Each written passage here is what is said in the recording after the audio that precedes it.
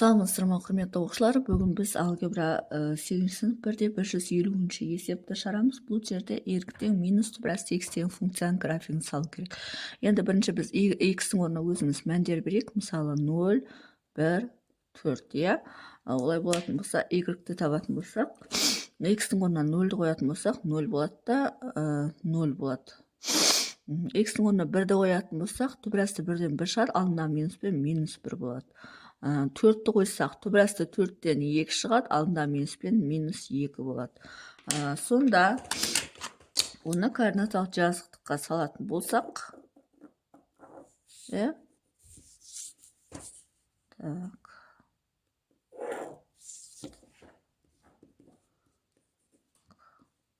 1, 2, 3, 4 болсын. Минус 1, минус 2, минус 3, минус 4 болсын. 1, 2 болсын, минус 1, минус 2 болсын. Енді x 0 болғанда y 0, демек мына жер болады, екеуді 0 болады.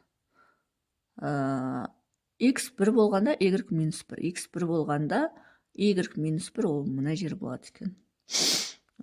X 4 болғанда y минус 2, x плюс 4 болғанда y минус 2 мына жер болады. Сонда мына нүктені бұлай қосатын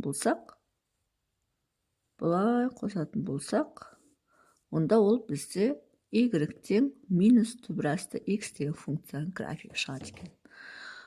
Бұл біріншісі. Енді екіншісін шығарамыз. Екіншісі бізде y-тен түбірасты минус x дейді. Яғни бұл жерде x-тің қабылдайтын мәні 0-ден кіші сандар, яғни теріс сандар. Тағы да кесте құрайық. X және y. Енді бұл жерде x теріс сан, яғни теріс сан бер деп тұр. Өйткені мұна түбірдің астына әрқашан оң сан болып, теріс сан берсек минус пен минус плюс болып келіп, одан кейін түбірден шығады.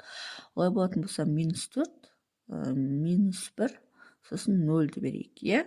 Минус 4-ді беретін болса, енді теріс санда керісінше есептеледі. Минус 4-ді беретін болсақ, минус пен минус плюс болады, плюс 4-тен 2 шығады.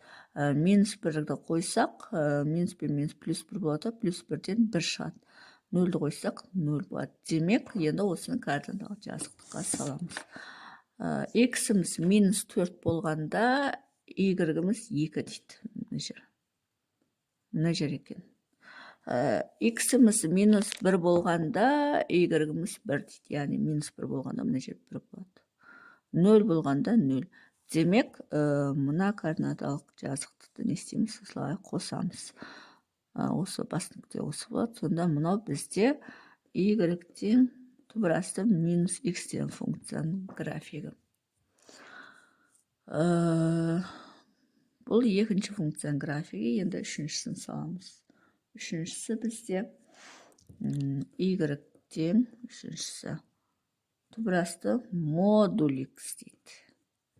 Яғни ол координаталық жазықтыққа салатын болсақ, мұнда x, мұнда y.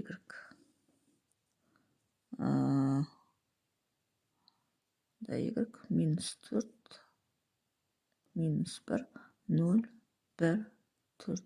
Неге оң сан және теріс санды беріп атырмын? Себебі модульден әрқашан оң сан шығады. Ал кеттік.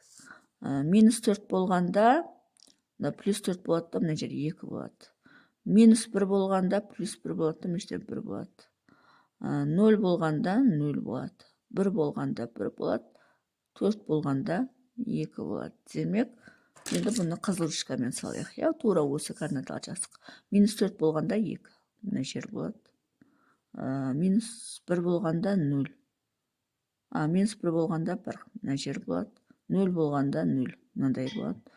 1 болғанда 1. Мынадай болады. 4 болғанда 2. Мына жер болады. Сонда бұл бұлай, сосын бұлай орналасады екен. 2 тармағы болады.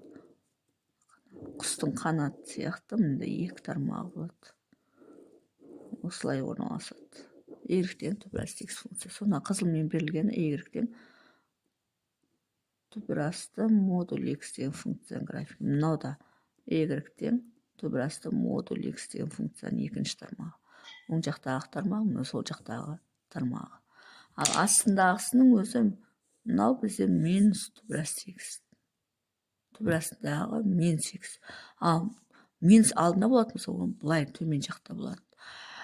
Енді бізге төртінші y-тен 2 түбір асты x деген функцияның графигін салу керек.